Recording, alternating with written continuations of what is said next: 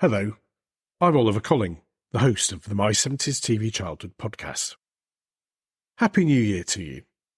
Now, I and all the production staff at My 70s TV Childhood Towers are taking a break this week after a busy year of podcasting, the highlight of which was being shortlisted for Best TV and Film Podcast at the UK Independent Podcast Awards. So this week, instead of a new episode, we're bringing you a digitally remastered edition of one of our most popular episodes. We're going to take you back to Newcastle in the early 1970s to meet Bob and Terry, two former lads about town who were coming to terms with the fact that their best days might be behind them.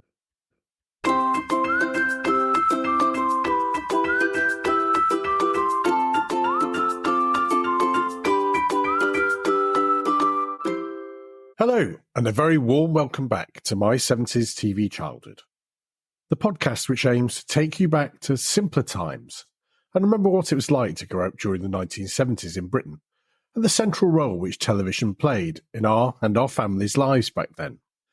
As always, thanks for your comments and emails. I've said it before and no doubt will say it again, that I'm always really moved by how many people get in touch and share their memories. It's really good to know that I'm by no means the only one that looks back on their 70s childhood with real warmth and affection. If you'd like to get in touch, you can do so by leaving a comment on our Facebook page at My 70s TV Childhood, tweeting us at 70s TV Childhood, going to our blog at www.my70stvchildhood.com, or by emailing me, Oliver at my70stvchildhood.com. Now, when I was growing up in the 1970s in Warrington, which is in the northwest of England, I began to notice how things started to change. Where I first lived, Padgate, which was then a village, began to see vast new housing developments being built on what had been green fields as part of the Warrington Newtown Development Corporation. Close to the house my family lived in was a vast open area which had once been a large RAF base used to introduce generations of young men to the delights of national service after the war. We used to go for walks on the camp, as it was known locally, and eventually that was built upon, creating a huge new community, which inevitably transformed what had been a village into something more like a suburb. What I suppose I didn't realise at the time was there was a huge movement of people going on. Families were moving to my hometown from Liverpool, Manchester and Salford, and as the traditional industrial cities became depopulated, towns like my hometown, Warrington, grew. At primary school, I suddenly had lots of new friends with different accents, and what had been a medium-sized village school became very quickly an enormous school. I remember that there were over 50 children in my class during my last year there, and I wonder how the teachers managed. There were no classroom assistants, no SEN classes or anything like that, but I don't remember there being anything other than a happy, well-ordered class of children growing up together under the direction of the teacher. This was a phenomenon not just limited to the northwest. All over the country, the old traditional city centres were falling victim to the aspirational housing estates of the suburbs and the utopian visions of the planners of the new towns. Nowhere was this more dramatic than in the heart of traditional centres of manufacturing like Liverpool and Birmingham and Newcastle. And this is reflected on how television chose to see our changing country. In a previous episode, we took a look at one of the staples of the TV diet available during the 1970s, the sitcom, and many of you got in touch with your memories. I've been thinking about sitcoms again recently, largely because of something I've been listening to on the excellent BBC4 Extra radio station whilst driving to work in the morning. It has reminded me that several BBC TV programmes were re-recorded for broadcast on Radio 4 during the 1970s. And it's brought back memories of sitting in our kitchen at home listening to the likes of Dad's Army on the radio while my mother made tea. I suppose it made sense to use the same scripts and actors again to broaden the reach of the programmes, but it wasn't Dad's Army that I've been listening to. Oh no. It's one of my favourite comedy shows of the 1970s, which I'm very pleased to say has stood the test of time very well. It also deals with some of the issues we were just talking about of that time of change, of cities in decline, populations moving out to live in new housing estates, and a whole new sort of social aspiration to do better than previous generations. So let's go back to Newcastle in the early 1970s and see how two old mates, Terry and Bob, are facing up to life in their 30s.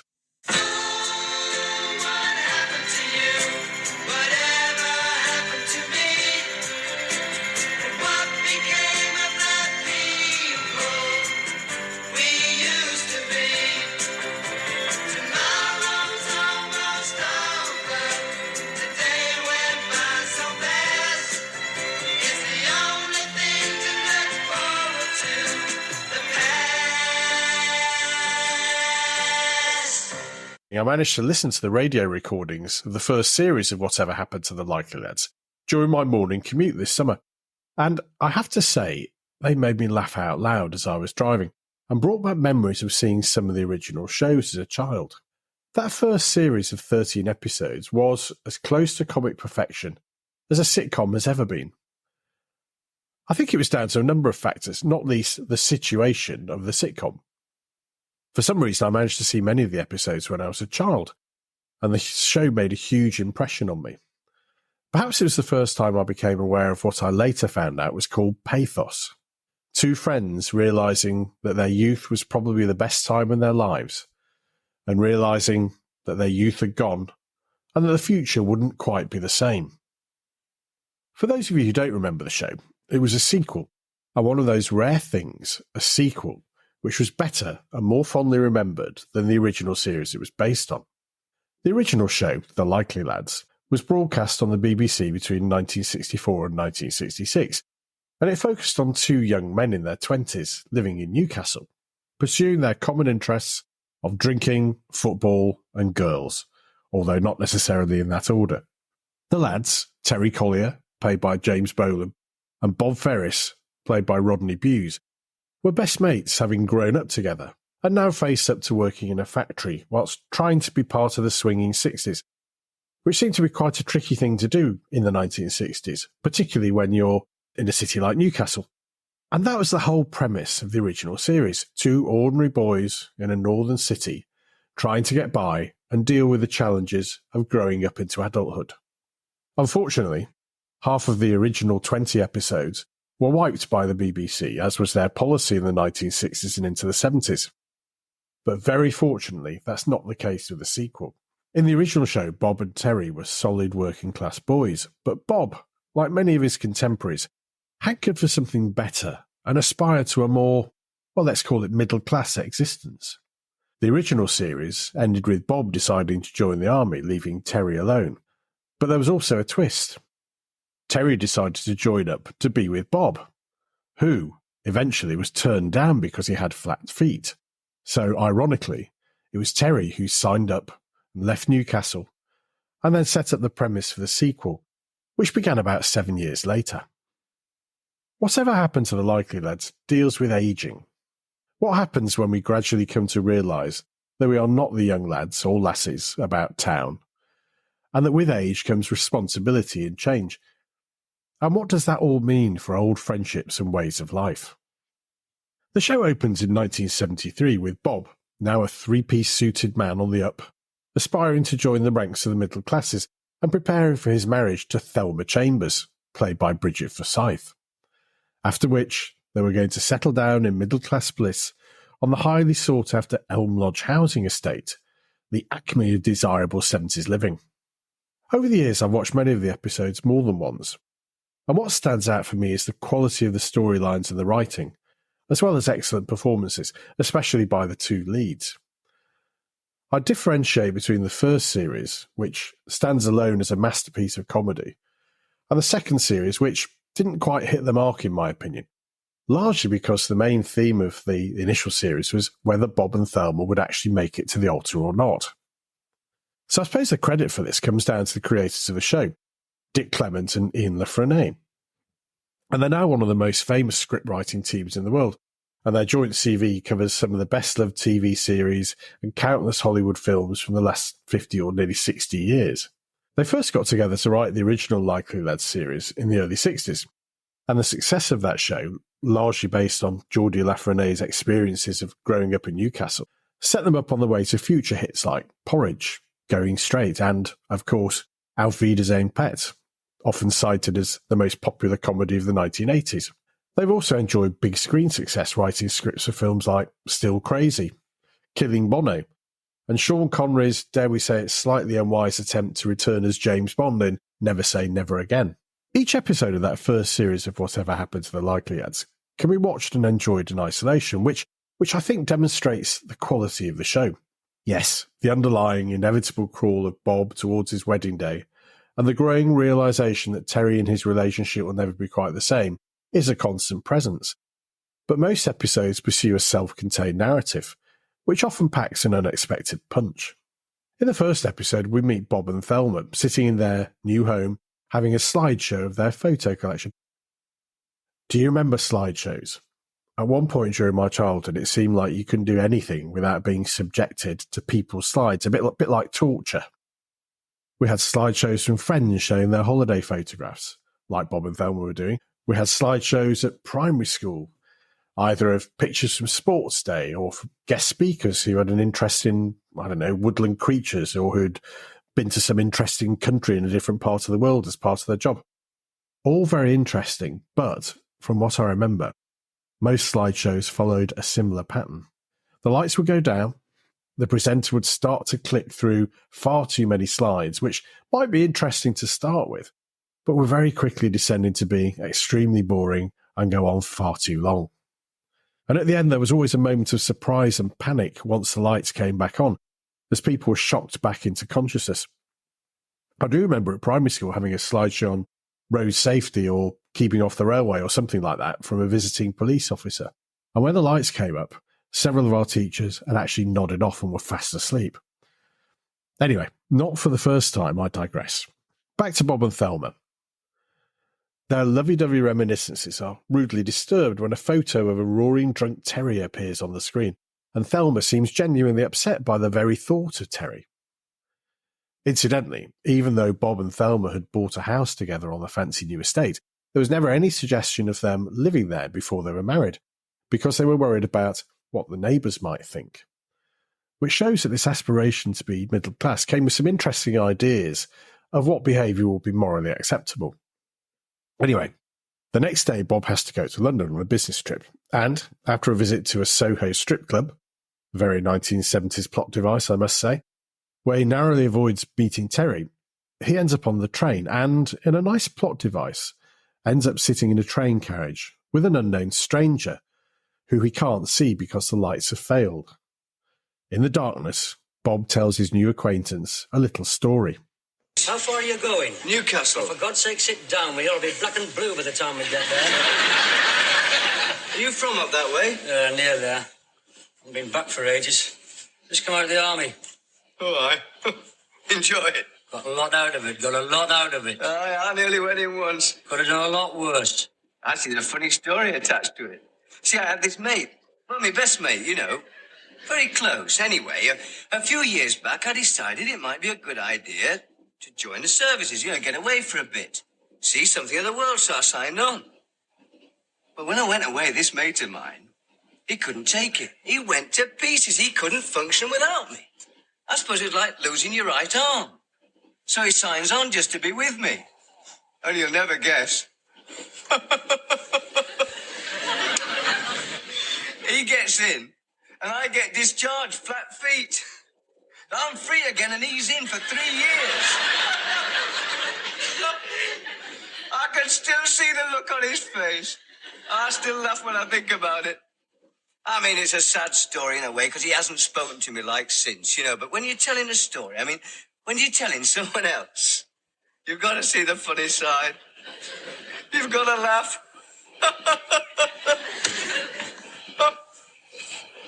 You bastard. Terry. You rotten bastard. You've got to laugh, haven't you? You've got to see the funny side. You've got to laugh at the fact that your best mate missed the most important years of his life. It is a joke. I'm very sorry, Terry. Sorry? What does that mean? That's what you said 2 minutes ago when you stepped on me foot. So the Likely Lads are thrown together again. Terry, now invalided out of the army with an injured knee and a failed marriage to a German woman, heads back to Newcastle to try and put his life back together and to reconnect with his old mates and haunts. But the reality is, the city has changed, and his mates have largely moved on, and many of his old haunts have been demolished to make way for the estates of the future. In his early 30s, all he has to look forward to, as the theme tune says, is the past. But in rekindling his relationship with Bob, he finds someone with whom he can share these memories, and holds on to the brief promise that maybe Bob won't marry Thelma, and things will be like they used to be. But of course, we all know Bob is always going to marry Thelma, and whilst Terry and Bob's friendship remains, it will never be like it was when they were young. If you haven't seen the show, you're probably thinking, well, this doesn't sound like a barrel of laughs. But Clement and Frenais develop the characters and their personalities so quickly and convincingly that you become engaged with them right from the start, and you really care as a viewer about what will happen to them. As mentioned earlier, each episode in the first series is building towards the inevitable marriage of Bob to Thelma, despite Terry's efforts to put a spanner in the works, but they can be enjoyed on their own. For example, the episode I'll Never Forget What's Her Name deals with the two lads simply sitting, chatting and looking back at the girls they've been out with in the past, in the sort of conversation that happens every day between old friends. Both Terry and Bob show a bit of bravado in recalling past romantic triumphs, but gradually come to the realisation that even though they both went out with lots of girls and young women, that neither was quite the Lothario they once imagined. The most famous and well-remembered episode of the show was called No Hiding Place, and it centres around an issue which bedevilled football fans of all ages in the 1970s: how to avoid finding out the score in a football match, the highlights of which were due to be shown later that evening. Now just cast your mind back to the days when the only live football on television was the FA Cup final. And then we had the World Cup and the European Championships every couple of years. Everything else, until the advent of Sky's coverage in the 1990s, was highlights only. Thank God I hear my wife saying if she's listening to this episode. Yes, this episode revolves around Bob and Terry trying to avoid hearing the score of an England match played in the afternoon, and the attempts of their mate Flint, played by the great Brian Glover, to let them know the score, all made more interesting by a £10 bet on it, which, I have to admit, was a lot of money in 1973. I'm sure many of you remember the storyline, but after lots of narrow misses, Bob and Terry end up back at Bob and Thelma's new house with the curtains drawn, ready to watch the highlights. Terry then admits he caught a glimpse of a billboard as they were driving in a taxi through the city centre. Pre-match nerves, I expect. We're almost there. You know, I would have thought Flint would have given us more of a run for his money. It's been quite easy, hasn't it? There was one very dodgy moment. Yeah, you mean in the church? No, in the hospital. When I came round, I caught a glimpse of the headlines in the Evening Chronicle. Oh, why didn't you tell me? Well, I didn't want to upset you. So why upset me now? I've been upset on my own for the last 4 hours. It's all right. I'm not going to say anything. Oh, you've got to tell me now. You can't just say that, then not tell me. I want to know. I've got to know. I didn't see the score. I only saw England F. Pardon? England F. I saw the word England, then the first letter of the second word. F, see? Oh, my God. Well, that's it, isn't it? It's obvious. England flop. Not necessarily. Or England fail. Or England fiasco. Oh, get a grip of yourself, man. You're falling to pieces. It could be anything. It could be England fight back. But why? After early setback. Fight back after early setback, yes. Yeah. Or England forge ahead, or even England 5. Or England fade. Why did you have to tell me? Oh, shut your face, man, will you? And then, as the boys are about to watch the match, Flint comes in. Bob had forgotten to lock the door, and despite his trying to let them off the bet, they send him away with £10 in his hands, and then settle down to watch the game. You legless twit. Why didn't you make it open house? Invent that one-legged news vendor round and all. Oh, shut up. Shut up and pipe down. Still got the match to enjoy. Let's at least salvage something from today. We still don't know what it was England effed. England find that touch. England failed to save Ferris a fiver. A tenner. You'll get your money. We're now taking you over to Vienna for the finals of the European Figure Skating Championships. You what? This replaces the England-Bulgaria soccer match, which was postponed earlier today because of a waterlogged pitch. England. Bloodied out. Pure comedy gold. Simple, but so effective. And this episode has been repeated again and again, and it was even remade by Ant and Dec of all people, as a tribute to the original Geordie Likely lads. So, eventually, after lots of scrapes, several doubts expressed by Bob, and lots of fond reminiscing for times gone by, the wedding day comes around, and Bob and Thelma finally marry, with Terry as Bob's best man, replacing the never-seen Frank Clark, Bob's original choice. Life, it feels, will never be the same again for anyone, and Bob and Terry share a farewell moment as the newlyweds head off to Norway for their skiing honeymoon. I did it. Right? I did it. Home and dry. Thanks. You didn't do anything? Right. Thanks for not doing anything. Listen, mate, you had a hard time, didn't I? About this marriage. Putting it down and putting you off. And you wasn't taking any notice of me. What I'm trying to say is that, well, you've done the right thing getting married, and all the best, kidder. Cheers, Terry. Perhaps one day you and you too. May I have your attention, please? Will passengers on flight 638 for Oslo please proceed through Channel B? Well, as you call. Right. It's funny, you and me, like, end of End of the line. End of an era. Aye, but different people now, different scene. Old days and old ways. Gone forever. All in the past. Can't turn the clock back. Be wrong to try. End of an era. Nothing's going to be the same again. What day did you get back? Tuesday week. Tuesday? There's a dart match that night against the Fat Oaks. Is that great? I'll pick you up at 8. Smashing. As I've already said, the second series didn't quite hit the same mark, and the less said about the feature film version, the better. During the 1970s, it seemed to be compulsory for all successful sitcoms to be made into films.